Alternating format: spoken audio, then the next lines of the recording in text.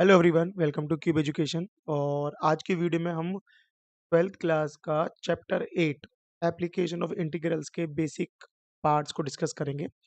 तो जिन बच्चों ने अभी चैप्टर 7 कंप्लीट करा होगा, इंटीग्रल्स, जो ट्वेल्थ क्लास का चैप्टर 7 है इंटीग्रल्स, जिन बच्चों ने ये चैप्टर कंप्लीट करा होगा उसके बाद हम एप्लीकेशन ऑफ इंटीग्रल्स सीखते हैं कि एप्लीकेशन ऑफ इंटीग्रल्स में हम डिफरेंट टाइप ऑफ कर्व और लाइन के बीच का जो बाउंडेड एरिया है वो फाउंड करना सीखते हैं, वो फाइंड करना सीखते हैं हम। ठीक है। तो जैसे कि आज हम इस वीडियो में क्या डिस्कस करेंगे, अब हम डिस्कस करेंगे जैसे कि ये टॉपिक है सारे आपके जो इस पूरे चैप्टर में हमें डिस्कस करने होते हैं पूरे। तो चैप्टर 8 कौन सा है आपका? ट्वेल्थ क्लास का जो चैप्टर 8 है वो है एप्लीकेशन ऑफ इंटीग्रल्स।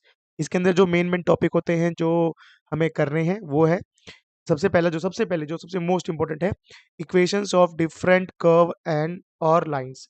मतलब आपको जो इक्वेशंस होती हैं डिफरेंट कर्व, कर्व लाइक जैसे कि आपके पास सर्कल, ये सर्कल हो गया, आपके पास पैराबोला हो गया, आपके पास इलिप्स हो गया, ये कर्व हो गया आपके और बेसिक कर्व हो गए। ठीक है।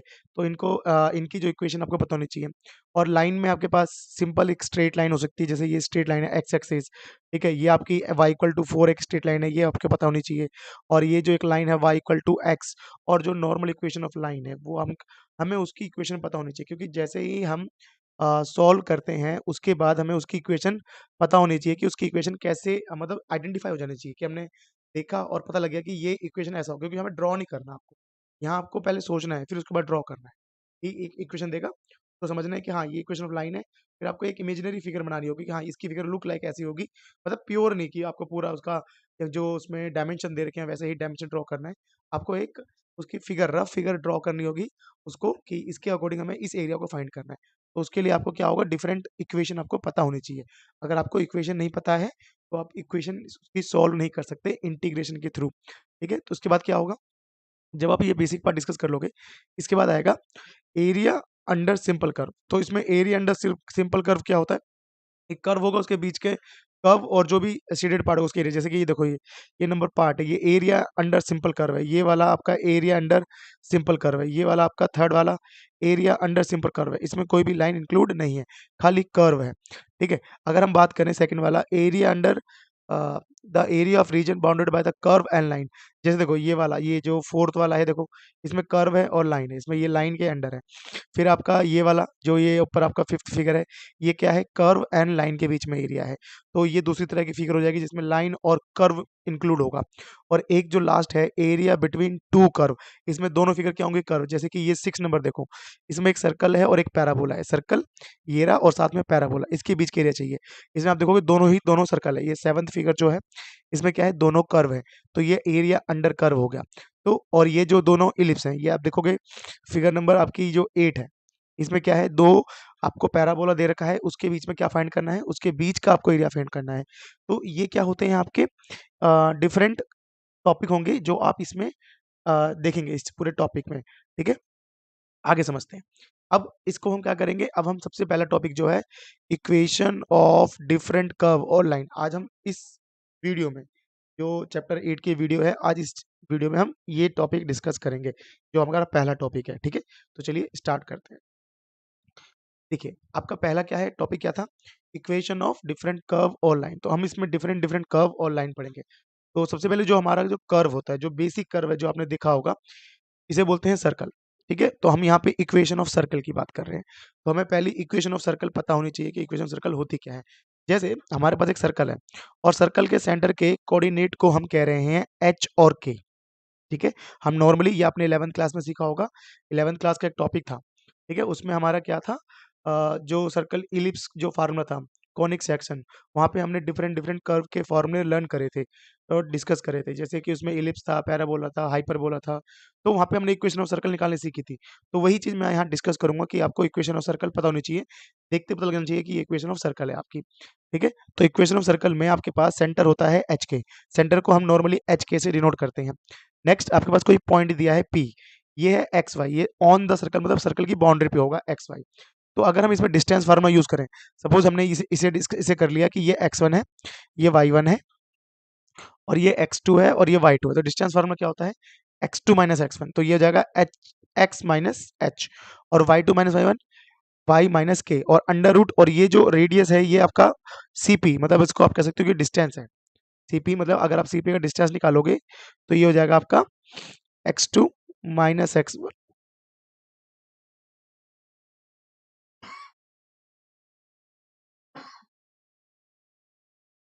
नेक्स्ट y2 माइनस y1 का होल स्क्वायर। तो ये जो सीपी है ये रेडियस है और यहाँ आपके ये कोऑर्डिनेट्स हैं। तो ये x माइनस एच का होल स्क्वायर और y माइनस के का होल स्क्वायर हो सकता है। ठीक है,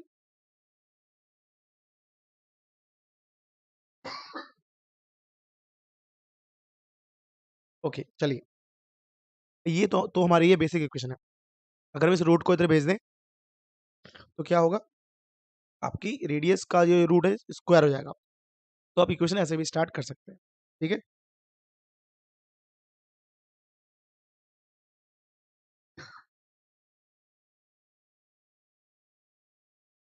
तो ये जो इक्वेशन ऑफ सर्कल है आपकी x माइनस एच का स्क्वायर वाई माइनस के का स्क्वायर इक्वल टू आर भी हो सकता है। और आप इसको x माइनस एच का स्क्वायर वाई माइनस के का स्क्वायर और इक्वल टू आर स्क्वायर की तरह यूज कर सकते हो। अब ये तो होगी स्टैंडर्ड इक्वेशन ऑफ सर्कल। अब इसमें हम एक इक्वेशन सर्कल की बात करते हैं। अगर मेरे पास ऐसी सर्कल है, एक ऐसा सर्कल है जिसका सेंटर ओरिजिन है, तो मतलब ये एच के हो जाएगा आपका, और जो पॉइंट है वो कोई यहाँ पे है, वही है पी एक्स वाई। तो इसमें जो आपकी इक्वेशन ऑफ सर्कल होगी, equation of circle when centre lies on origin.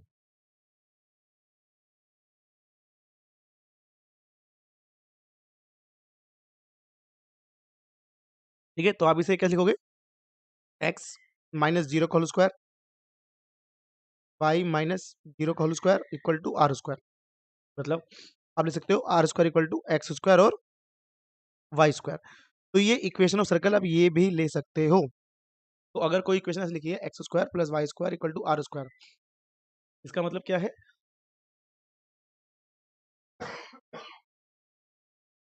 कि वो इक्वेशन ऑफ सर्कल है जिसमें जो उसका सेंटर है वो कहाँ पे, ओरिजिन पे है। और आप चैप्टर 12 जो ट्वेल्थ क्लास का चैप्टर 8 है उसमें आपको ज़्यादातर जो इक्वेशन मिलेगी वो सेंटर जो ओरिजिन वाली होगी। जैसे कि कोई इक्वेशन ऐसे लिखी आएगी कि x square plus y square equal to 9, तो कहेगा कि ये इक्वेशन ऑफ सर्कल है। तो इससे हमें आइडिया मिल जाएगा कि ये एक्स स्क्वायर है, ये वाई स्क्वायर है और ये 3 का स्क्वायर है। इट मीन्स हमारा रेडियस 3 है और जो हमारा सेंटर है, अगर हम देखेंगे सेंटर हमारा 0 0 है और जो हमारा रेडियस है वो 3 है। तो हम इस तरह से इसे आइडेंटिफाई कर सकते हैं। तो अगर आपको इसमें मोस्ट इंपोर्टेंट पॉइंट ये है कि अगर आपको ये वाली इक्वेशन ऐसे दी हुई है जैसे x square plus y square को 9, अगर 9 की जगह कोई ऐसा नंबर है जो स्क्वायर रूट नहीं है, जैसे x square plus y square equal to दे दिया 7, तो हम कहेंगे x square plus y square equal to root 7 का होल स्क्वायर। इसका मतलब मेरा रेडियस कितना है, रूट 7 है। तो इस तरह से जो इक्वेशन ऑफ सर्कल है आपको अच्छे से पता होनी चाहिए कि इक्वेशन ऑफ सर्कल क्या होती है और उसको लिखते कैसे हैं, और देखते ही कैसे आइडेंटिफाई करोगे ये एक इक्वेशन ऑफ सर्कल है। ठीक है, चलिए ये तो आपको समझ में आ गया होगा। आप इसे अच्छे से नोट कर लेना कि इक्वेशन सर्कल कौन सी है। तो उसमें नोट क्या करना है, एक तो ये वाला फार्मूला जो मेन है, आप फिगर के थ्रू भी समझ सकते हो, और एक जो x square plus y square equal to r square है, आप इसे भी नोट कर सकते हो। ठीक है, तो चलिए ये थी इक्वेशन ऑफ सर्कल। अब अगली इक्वेशन देखते हैं। अगली किसकी इक्वेशन है, अगली कर्व है पैराबोला। अगला कौन सा कर्व है, पैराबोला। आपने पैराबोला 11th क्लास में पढ़ा होगा कि इसमें क्या होता है, एक फोकस होता है, फोकस और एक लाइन होती है जिसे इक्वेशन ऑफ डायरेक्ट्रिक्स कहते हैं। इससे इस पॉइंट से इसका डिस्टेंस और इसका डिस्टेंस हमेशा क्या रहता है, सेम रहता है। तो ऐसी जो बहुत सारे पॉइंट का जो पेयर बनता है उसी को क्या बोलते हैं, पैराबोला बोलते हैं। अब पैराबोला में हमें खाली इतना समझना है कि पैराबोला की 4 केस होते हैं। Equation of symmetric of y axis, x axis positive direction, एक नेगेटिव डायरेक्शन। जैसे अगर आप पहला वाला देखोगे, ये पहला वाला इक्वेशन में बताया था, जैसे कि ये आपके पास ग्राफ है और हमारा ग्राफ ऐसा है, पैराबोला ऐसा बन रहा है, तो इसकी इक्वेशन सीधे क्या होगी, Y square equal to 4ax। तो आपको बस इतना समझना है कि कभी भी आपको Y square equal to 4a करके कुछ दे दे, जैसे कि y square equal to 3x, y square equals to 12x, ऐसी कोई इक्वेशन दी है, तो आप कहोगे ये इक्वेशन ऑफ क्या है, पैराबोला है, symmetric about positive direction x axis. तो आप नॉर्मली ऐसा ग्राफ बना लोगे उसका, और उसको आप डिनोट कर दोगे कि ये जो ग्राफ है वो पैराबोला का है और एक्स का सिमेट्रिक है। अब नेक्स्ट देखो, जैसे ये है, अगर हमारा पैराबोला वाई एक्स के नेगेटिव डायरेक्शन में है। तो सेम इक्वेशन होती है, ये वाली इक्वेशन सेम होती है, बस उसमें एक्स के आगे नेगेटिव लगा देते हैं, 4ax लिख देते हैं। जैसे y इक्वल टू माइनस का 3x और y इक्वल्स टू माइनस का 12x, कुछ इस तरह से दिया है तो हम क्या बोलेंगे, ये इक्वेशन ऑफ पैराबोला है जो नेगेटिव डायरेक्शन ऑफ किसके है, negative direction of x axis है। तो ये दूसरी इक्वेशन होगी। तो हमें समझना क्या है, ये चीज, ये जो इक्वेशन है इसे समझना है। यहाँ पे लिखी हुई है, मैं आपको दोबारा एक्सप्लेन कर रहा हूँ, ये चीज यहाँ पे ऑलरेडी मेंशन है, बट हम इसे दोबारा देख रहे हैं कि आपको क्लियर हो जाए। अब जैसे कि ये इक्वेशन है, इसमें अगर पैराबोला मेरा y के पॉजिटिव डायरेक्शन तरफ जा रहा है तो हम लिखेंगे कि x square equal to 4ay है। एक्स इक्वल टू क्या है, 4ay है। अब x square equal to 4ay मतलब जैसे एक्स स्क्वायर इक्वल टू आपका लिख दोगे 5y है, x square equals to 13y है, तो ऐसी कुछ भी लिखा हुआ है तो वो क्या है, एक पैराबोला का इक्वेशन है, पैराबोला का इक्वेशन है। ठीक है।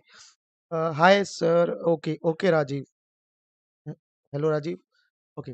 चलो आगे बढ़ते हैं। अब इसमें नेक्स्ट क्या है आपका, नेक्स्ट है आपका पैराबोला जो y के नेगेटिव डायरेक्शन है। अब ये देखो y के नेगेटिव डायरेक्शन में है, तो आपके पास इसमें क्या होगी, इक्वेशन सेम होगी, बस इसमें आगे माइनस लग जाएगा, 4ay। तो जैसे कि एक्स स्क्वायर इक्वल्स टू आ गया आपका माइनस का 6y आ गया, x square equals to minus का 3/2y आ गया। तो ऐसा कुछ भी होगा तो वो आपको क्या होगा, पैराबोला की इक्वेशन होगी नेगेटिव डायरेक्शन, और अगर ऐसा आएगा तो वो पैराबोला होगी पॉजिटिव डायरेक्शन, किसके, y एक्सिस की। ठीक है। तो ये जो इक्वेशंस हैं ये पैराबोला की हैं, आपको इनको नोट कर लेना है, जिससे आपको जब ये इक्वेशन आए तो आप उसको इजीली आइडेंटिफाई कर सको कि कौन से डायरेक्शन में है। ठीक है, चलिए नेक्स्ट देखते हैं। नेक्स्ट है इक्वेशन ऑफ इलिप्स। आपने ये देखा होगा, ये इलिप्स होती है, इसमें दो तरह की इक्वेशन होती है, एक तो एक्स का सिमेट्रिक वाली और एक वाई का सिमेट्रिक वाली। तो जैसे मैंने अभी इक्वेशन बताए रखी है कि क्या होती है, एक्स स्क्वायर अपॉन में ए स्क्वायर, वाई स्क्वायर अपॉन में बी स्क्वायर इक्वल्स टू 1। और इक्वेशन, इसकी इक्वेशन भी ऐसी होती है, एक्स स्क्वायर अपॉन में बी स्क्वायर, ओके, इसमें यहाँ पे बी स्क्वायर है, और वाई स्क्वायर अपॉन में ए स्क्वायर इक्वल्स टू 1। तो ये भी क्या होता है आपका, इक्वेशन ऑफ इलिप्स। अब दोनों में आइडेंटिफाई कैसे करेंगे, जैसे देखो मैं सिंपल तरीके बताता हूँ, ऐसे एक्स स्क्वायर अपॉन में लिखा हुआ है 4 और यहाँ लिखा हुआ है वाई स्क्वायर अपॉन में 9 इक्वल्स टू 1। तो यहाँ पे आप एक चीज नोटिस कर रहे हो, यहाँ पे ये जो इसकी वैल्यू है इससे बड़ी है, मतलब इसका अगर मैं स्टैंडर्ड फॉर्म करूंगा तो ये 2 का स्क्वायर बनेगा, और इसमें आप देखोगे वाई स्क्वायर अपॉन 3 का स्क्वायर बनेगा। तो आप इसमें क्या देख रहे हो, जो ये वाली वैल्यू है ये इंक्रीज, ये बड़ी है, तो मतलब वाई एक्सिस बड़ी है। तो जब वाई एक्सिस आपका बड़ा होता है, वाई एक्सिस की वैल्यू बड़ी होती है, तो मतलब वो वाई के सिमेट्रिक है। और जब वो एक्स के सिमेट्रिक होगी, जैसे कि एक्स स्क्वायर अपॉन में लिख दिया मैंने 16 और वाई स्क्वायर अपॉन में लिख दिया मैंने 9 इक्वल टू 1। तो यहाँ पे क्या हुआ, एक्स स्क्वायर अपॉन में 4 का स्क्वायर, वाई स्क्वायर अपॉन में 3 का स्क्वायर इक्वल्स टू 1। तो यहाँ पे क्या है, ए की वैल्यू कितनी आ रही है, 4 आ रही है, मतलब इसमें एक्स एक्सिस की वैल्यू लार्जर है। तो जब एक्स की वैल्यू लार्जर होगी तो वो एक्स का सिमेट्रिक होगी, और जब वाई की वैल्यू लार्जर होगी तो वो वाई का सिमेट्रिक होगी, क्योंकि दोनों की इक्वेशन लिखने का तरीका क्या होता है, डिट्टो होता है, सेम होता है। तो कैसे आइडेंटिफाई करोगे, जब ऐसी इक्वेशन होगी जिसमें एक्स पहली वैल्यू लार्जर है, एक्स की वैल्यू नीचे है, तो एक्स सिमेट्रिक है। अगर वो y के लार्जर है तो y की वैल्यू से उसकी में लार्जर होगी, तो इस तरह से आप कह सकते हो कि वो क्या होगी, x के सिमेट्रिक और y के सिमेट्रिक। तो ये इक्वेशन ऑफ इलिप्स, ये जो मैंने हाईलाइट कर रखा है, ये वाली इक्वेशन ऑफ इलिप्स होती है, ये आपको ऐसे कैसे देखने को मिलेगी, किसमें, क्वेश्चन में। तो आपको इक्वेशन ऑफ इलिप्स के बारे में नॉलेज होनी चाहिए। ठीक है, चलिए आगे बढ़ते हैं। Equation of line. अब देखो इक्वेशन ऑफ लाइन है, कई टाइप की होती है, कोई सिंपल इक्वेशन होती है, कोई पैरेलल एक्सिस की पैरेलल होती है, एक्स एक्सिस की इक्वेशन भी लाइन की तरह होती है। तो देखो सबसे पहले मैं इस ग्राफ की जगह में पहले आपको एक्स एक्सिस और वाई एक्सिस के इक्वेशन बता देता हूँ। जैसे कि ये आपको पता ही होगा, ये आपका कार्टेशियन प्लेन होता है, इसको आप एक्स एक्सिस बोलते हो और आप इसको वाई एक्सिस बोलते हो। तो अगर मैं बात करूँ equation of x axis, equation of x axis, तो आपको क्या होगा, जैसे ये एक्स एक्सिस है तो आपको पता है कि इस पे हर वाई की वैल्यू क्या होती है, जीरो होती है, मतलब वाई इक्वल टू जीरो। इस मीन्स आपका वाई इक्वल टू जीरो ही क्या है, इक्वेशन ऑफ एक्स एक्सिस। तो वाई इक्वल टू जीरो क्या है, इक्वेशन ऑफ एक्स एक्सिस। अगर हम इक्वेशन ऑफ वाई एक्सिस की बात करें, इक्वेशन ऑफ वाई एक्सिस की बात करें, तो सारी वाई एक्सिस पे जितने भी वाई एक्सिस है उसपे सारे जो एक्स की वैल्यू होती है जीरो होती है, मतलब एक्स क्या होता है, जीरो। तो मतलब इक्वेशन ऑफ वाई एक्सिस क्या होती है, एक्स इक्वल टू जीरो। तो मतलब रिवर्स केस है कि एक्स एक्सिस की equation y equal to zero होगी और वाई एक्सिस की equation x equal to zero होगी। तो कभी भी ऐसा आता है कि find the area region bounded by x equal to zero, तो मतलब ये एक्स एक्सिस की इक्वेशन है, x axis equal to zero. ठीक है, आगे समझते हैं। ओके, अब ये नीचे वाली जो दो दो इक्वेशन पहले समझते हैं, x equal to a, x equal to b. अगर मेरे पास x इक्वल टू ए है तो मतलब क्या है कि ये लाइन y के पैरेलल है, क्योंकि x की वैल्यू a क्या होगी, सीधे एक हॉरिजॉन्टल लाइन आएगी, ये वर्टिकल लाइन आएगी, देखो यहाँ लिखा हुआ है वर्टिकल लाइन। तो जो वर्टिकल लाइन होती है वो क्या होती है, वो होती है आपकी y equals to x equals to a, तो ये क्या होगा, y के पैरेलल होगा। तो जब भी आपके पास y इक्वल टू से x इक्वल टू 2 आ गया, तो क्या करोगे, जहाँ पे 2 वैल्यू वहाँ खींच दोगे लाइन और कहोगे ये x इक्वल टू 2 है। अगर ये -2 आता तो आप इसके अदर साइड में ड्रॉ करते कहते ये x इक्वल टू -2 का ग्राफ है। तो जो x इक्वल्स टू a का ग्राफ है वो हमेशा क्या होता है, पैरेलल टू y एक्सिस होता है, पैरेलल टू y एक्सिस। तो हम इसे बोलेंगे कि x इक्वल टू क्या है, एक लाइन है जो पैरेलल टू y एक्सिस है, या a line with a as the intercept, मतलब वो x को a पे इंटरसेप्ट कर रहा है, आप इसे ऐसे ही बोल सकते हो। अब नेक्स्ट ग्राफ कौन सा है, y इक्वल्स टू b। तो अगर y इक्वल्स टू b आता है तो उसका मतलब क्या है, लाइन कैसी होगी, y के x के पैरेलल, जैसे कि ये आ गया तो ये y इक्वल्स टू b है, और इधर करोगे तो ये y equals to minus b है। तो ये क्या है, पैरेलल टू x एक्सिस। तो ये जो दूसरी लाइन है y इक्वल टू b, ये क्या होती है, पैरेलल टू एक्स एक्सिस। तो अगर x इक्वल टू a दिया हुआ है, कोई भी कांस्टेंट दिया हुआ है, तो वो लाइन x y के पैरेलल होगी, और अगर y इक्वल टू दिया है कोई कांस्टेंट तो वो x के पैरेलल होगी। तो ये जो चार लाइनें हैं, कौन कौन सी चार लाइन, x इक्वल टू 0 जो y एक्सिस की इक्वेशन है, y इक्वल टू 0 जो x एक्सिस की इक्वेशन है, x इक्वल्स टू a ये लाइन y के पैरेलल होती है, और x equals to y equal to b या कोई भी कांस्टेंट वो भी एक्स के पैरेलल होता है। तो ये चार लाइनें आपको पता होनी चाहिए। तो ये जब आएगा तो आप इसे इजीली आप क्या करोगे, आइडेंटिफाई कर सकते हो कि किस लाइन की इक्वेशन है, ठीक है। अब इसके बाद आती है ये इंटरसेप्ट फॉर्म। अब ये इंटरसेप्ट फॉर्म क्या होती है, ये आपने 11th में सीखा था कि अगर ये एक्स पे इंटरसेप्ट कर रहा है a,0, वाई पे इंटरसेप्ट कर रहा है 0,b, और ये जो लाइन बनेगी, ऐसी जो लाइन बनेगी, तो आप इसे क्या बोलोगे, इंटरसेप्ट फॉर्म बोलोगे। कैसे कि सर ये है x by a, y by b equals to 1। तो आप इजीली बना सकते हो, जैसे कि मुझे एक इक्वेशन बनानी है जल्दी से, एक लाइन दिया हुआ है, मुझे पता चल गया कि ये इंटरसेप्ट 0,2 है और ये वाला इंटरसेप्ट है 5,0। तो मेरी इक्वेशन ऑफ लाइन क्या बनेगी, x अपॉन 5, एक्स का इंटरसेप्ट, y अपॉन 2 मतलब y का इंटरसेप्ट इक्वल टू 1। तो कोई इक्वेशन अगर ऐसी दी है तो वो एक इंटरसेप्ट फॉर्म है, मतलब उससे हमें डायरेक्टली क्या पता चल जाता है, इंटरसेप्ट फॉर्म पता चल जाता है कि x का इंटरसेप्ट क्या है और y का इंटरसेप्ट क्या है। तो अगर आपको ऐसी इक्वेशन देखने को मिल रही है क्वेश्चन के अंदर, तो आप उसे कहोगे ये इंटरसेप्ट फॉर्म है, और आप उसका ग्राफ इजीली ऐसे ड्रॉ कर सकते हो। तो ये हो गया आपका। और ये जो दो इक्वेशन है ये स्टैंडर्ड फॉर्म होती है, ये कब काम आता है, ये वाली इक्वेशन आपने 11th क्लास में सीखा था, पॉइंट स्लोप फॉर्म। इसमें y minus y one m x minus, मतलब अगर आपके पास, मैं एक बार बता देता हूँ आपको, सपोज आपके पास एक लाइन है, इक्वेशन है, और आपके पास एक लाइन है ये वाली, और इसमें आपको ये स्लोप पता हुआ है कि स्लोप की वैल्यू क्या है आपकी, और आपको ये भी पता है कि इस पे जो पॉइंट है वो आपको पता है कि 4,2 है। तो ये पॉइंट हमारे लिए क्या करते हैं, x1 y1 का काम करते हैं, और स्लोप मेरे पास सपोज करो 2 है। तो आप इसकी इक्वेशन निकाल सकते हो अगर पॉइंट दिया हुआ है तो अगर हमारे पास कोई इक्वेशन नहीं दी लाइन की, बट वहां पे ये बोला गया कि ये line passing through this point है और उसका स्लोप ये है, तो आप उसकी इक्वेशन निकाल सकते हो। जैसे कि मुझे अगर इसी ए बी की इक्वेशन निकालनी है, तो मेरे पास स्लोप है 2, एम की वैल्यू 2 है, और मेरे पास x1 y1 की जो वैल्यू है वो आपके पास है 4 और 2। तो इक्वेशन कैसे बनेगी, आप लिखोगे y माइनस y1 मतलब 2, स्लोप 2, और फिर x माइनस x1 कितना है आपका 4 है। आप इसे सोल्व कर दोगे तो आप इक्वेशन ऑफ लाइन पे पहुंच जाओगे, 2x माइनस 8, और इसको इधर इधर रिवर्स कर दोगे तो 2x minus 8 minus y plus 2 equal to 0। तो 2x minus y minus 6 equal to 0, ये इक्वेशन ऑफ लाइन आ जाएगी किससे, इस स्लोप वाले फॉर्मूले से। तो अगर हमारे पास इक्वेशन नहीं है, पॉइंट नहीं है, पॉइंट दे रखे हैं, इक्वेशन नहीं, तो आप इससे सॉल्व कर सकते हो, ठीक है।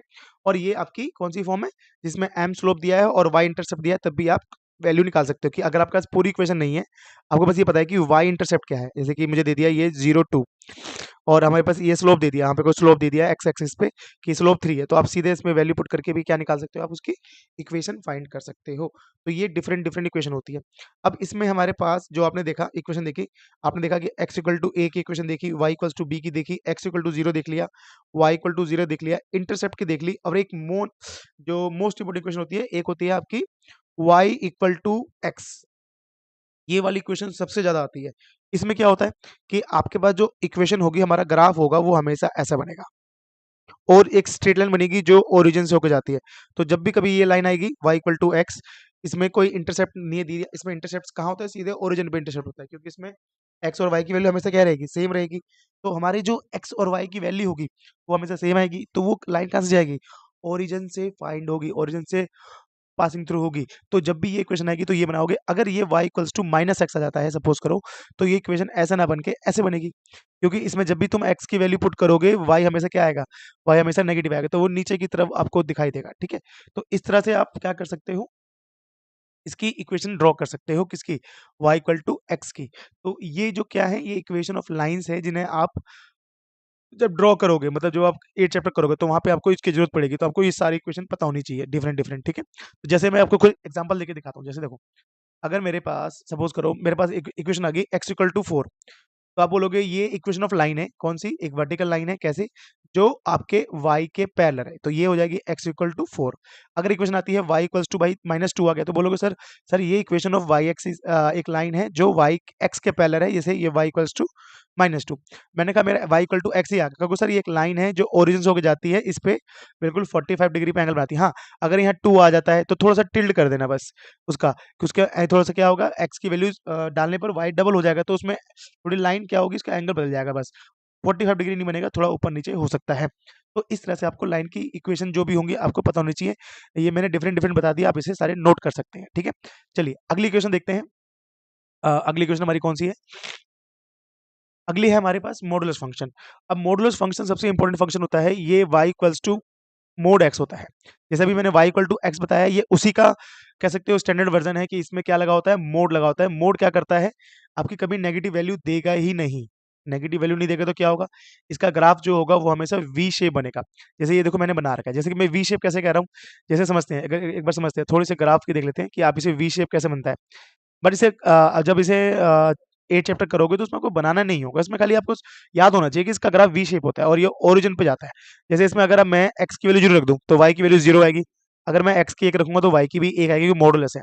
अगर मैं x की वैल्यू -1 रखूंगा तो y की +1 आएगी, अगर मैं x की वैल्यू -2 रखूंगा, x की वैल्यू भी 2 आएगी पॉजिटिव, मतलब x की वैल्यू में -2 रखूंगा तो y की पॉजिटिव आएगी। अगर मैंने x की वैल्यू 2 रख दी तो y की वैल्यू पॉजिटिव 2 आएगी, कोई फर्क नहीं पड़ेगा। तो जैसे आपने अभी से प्लॉट करते हैं, 0 0 ये रहा ओरिजिन, x की वैल्यू 1, अब यहाँ पे 1 है तो यहाँ भी 1 होगा, अगर 2 है तो यहाँ 2 होगा, अगर यहाँ -2 है तब भी 2 आ रहा है, तो ये वी शेप बनेगा आपका, ऐसे ही बनेगा।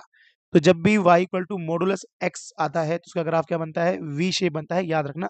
जैसे आपको दिखेगा कि y equal to mod x है, तो क्या करोगे, ऐसा ड्रॉ करके वी शेप ग्राफ बना दोगे, उसके बाद जो पैराबोला बोले या जो भी बोले उसके साथ आप ड्रॉ कर सकते हो, बट आपको उसका पता होना चाहिए मॉडुलस का ग्राफ क्या होता है, मोड x होता है। अब नेक्स्ट देखो, नेक्स्ट कौन सा है भाई, इक्वेशन ऑफ जो आपकी होती है ग्राफ ऑफ साइन एक्स और कॉस एक्स। इसका ग्राफ भी आपको पता होना चाहिए, क्योंकि जब साइन एक्स का ग्राफ आएगा तो उसके लिए आपको ऑलरेडी पता हो चाहिए कैसे होता है। देखो जैसे यहाँ मैंने कहाँ से मैंने लेफ्ट राइट दोनों बना रखा है। अब जैसे अगर आप समझोगे इस ग्राफ को, इसमें एक्स एक्सिस पे हम क्या दिखाते हैं, एंगल को दिखाते हैं। जैसे आपने पहले दिखाया 90 डिग्री, फिर आपने क्या दिखाया, आपने दिखाया पाई, फिर आपने क्या दिखाया 3 पाई/2, और फिर क्या दिखाया आपने 2 पाई। और साइन की मैक्सिमम वैल्यू हो सकती है 1 और साइन की मिनिमम वैल्यू हो सकती है -1, तो ये होता है। तो अगर हम साइन 0 पे देखें तो 0 होता है, अगर हम 90 पे देखें तो 1 होता है, साइन पाई पे 0 होता है, 3 पाई/2 पे -1 होता है, और 2 पाई पे फिर 0 हो जाता है। ये आपने 11th की ट्रिग्नोमेट्री में सीखा होगा, 12th में भी सिखाया होगा ये। तो ये देखो अब इसका ग्राफ अगर आप ज्वाइन करोगे तो उसका ग्राफ कैसे बन रहा है, इसका ग्राफ ऐसा बन रहा है, कर्व, जैसे यहाँ पे मैंने दिखा रखा है, ये जो दिखा रखा है यहाँ मैंने 2 पाई तक लिया, ठीक है। आगे भी सेम ही ग्राफ चलता है, साइन का ग्राफ हमेशा ऐसे ही चलता है 2 पाई की, कि पहले वो पॉजिटिव होगा फिर -1 होगा, +1 -1, इससे बड़ा ग्राफ नहीं जाता, इसका ग्राफ ऐसे ही रहता है। तो आपके पास जो आएगा वो ग्राफ वो 0 से 2 पाई तक आएगा, जिसमें आपके पास, तो आपको ग्राफ पता होना चाहिए। जैसे कि उसने इसका एरिया पूछ लिया तो आप 0 से 90 की लिमिट लेकर इसका एरिया निकाल सकते हो। अगर उसने यहाँ तक एरिया पूछ लिया तो 1 का निकाल के 2 से मल्टीप्लाई कर दो, अगर उसने यहाँ से यहाँ तक पूछ लिया होता 1 का निकाल के 4 से मल्टीप्लाई करते। बट अगर आप कॉस का ग्राफ देखोगे, कॉस का ग्राफ थोड़ा सा अलग होता है उसमें, क्योंकि कॉस 0 पे 1 होता है।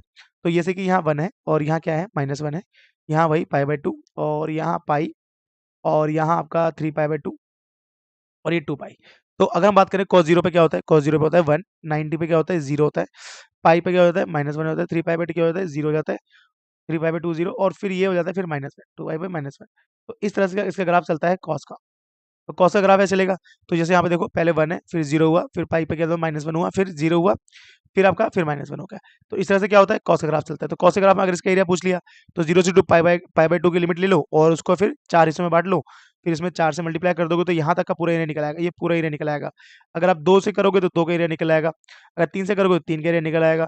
तो आपको इसका ग्राफ ऑलरेडी पता होना चाहिए कि साइन एक्स का और कॉस एक्स का ग्राफ कैसा होता है। ठीक है, तो चलिए अब शुरू से एक बार देख लेते हैं दोबारा से। अगर हम देखें सर्कल की इक्वेशन, हमें सर्कल की इक्वेशन पता होनी चाहिए। ये सर्कल की इक्वेशन है और इसका ग्राफ अब जब ड्रॉ करते हो तो अगर ओरिजिन से तो ये वाला ग्राफ बनेगा, और नॉर्मली तो आप कहीं भी बना सकते हो, मतलब कोई भी ग्राफ जिसमें सेंटर आपका ओरिजिन ना होके किसी भी नॉर्मल पॉइंट पे होगा। ठीक है, अगर हम सेकंड की बात करें, ये हमारे पैराबोला है, तो अगर एक्स के पॉजिटिव है तो ये वाली इक्वेशन, एक्स के नेगेटिव है तो ये वाली इक्वेशन, और वाई के नेगेटिव पॉजिटिव है तो ये, और वाई के नेगेटिव है तो ये वाली इक्वेशन। ये चार इक्वेशन हो जाएंगी। इसके बाद आपके पास इलिप्स की दो इक्वेशन पता होनी चाहिए, ये जो इलिप्स की है और ये एक्स, एक है एक्स के सिमेट्रिक और एक है वाई के सिमेट्रिक। और नेक्स्ट ये है लाइन की डिफरेंट डिफरेंट इक्वेशन जो मैंने बताई थी कि जब लाइन वाई के पैरेलल होगा तो कैसे होगा, एक्स के पैरेलल तो कैसे होगा, ओरिजिन से कैसे होके जाएगा। ठीक है, इंटरसेप्ट फॉर्म वाली मैंने बता दी थी, एक्स एक्सिस की इक्वेशन और वाई एक्सिस की मैंने आपको बता दी। ठीक है, इसके बाद मॉडुलस इक्वेशन के ग्राफ कैसा होता है, ये होता है और इसका इक्वेशन ये दिखता है, ऐसा दिखता है इसका इक्वेशन। ठीक है, और ये साइन एक्स का आपको पता ही होगा, y equal to sine x लिखा होगा, ये इसका ग्राफ हो जाएगा, और ये y equal to cos x लिखा होगा, ये हो जाएगा कॉस एक्स का ग्राफ। तो अगर आपको इतना बेसिक नॉलेज पता है तो आप 8 चैप्टर के क्वेश्चनों को, जो उसका प्रोसीजर है कि कैसे इंटीग्रेट करते हैं, उसके बाद कैसे उसकी लिमिट पुट करते हैं, क्योंकि डेफिनेट इंटीग्रेशन का यूज़ करके करते हो, तो आप उसका एरिया फाइंड कर सकते हो। तो सबसे पहले तो आप ये सारी जो इक्वेशंस हैं, इन्हें अपनी कॉपी में नोट कर लें, क्योंकि जब ये इक्वेशंस आएँगी, तो आपको देख के पता करना पड़ेगा कि ये इक्वेशन कौन-सी है, उसके बाद आपको ग्राफ ड्रॉ करना पड़ेगा, फिर लिमिट जो भी डिसाइड होगी कि इसका एरिया निकालो, उसके अकॉर्डिंग आप एरिया निकाल सकते हैं। ठीक है? तो इस वीडियो में मैंने आपको जितनी भी इक्वेशन हो सकती है, मैंने आपको सारी बता दी हैं, आप इसे नोट कर लेना। मैं अभी इसकी जो एक्सरसाइज की इक्वेशन की जो सॉल्यूशंस है, वो मैं अगली वीडियो में आपको जो बेसिक पार्ट है, वो आपको बता दूँगा, जिससे आप वो सारे क्वेश्चन कर सकते हैं। ठीक है? तो आप ये नोट कर लेना और अपने जो भी दोस्तों के साथ शेयर कर सकते हो। अगर आपको ये वीडियो अच्छी लगी तो आप इसे चैनल को मेरे मेरे चैनल को सब्सक्राइब कर सकते हो। आपको जो नई वीडियो का अपडेट है जल्दी से जल्दी मिल सके। ठीक है बच्चों? तो आप इसे नोट कर लेना और मिलते हैं फिर तब तक के लिए अगले वीडियो में। Bye and take care.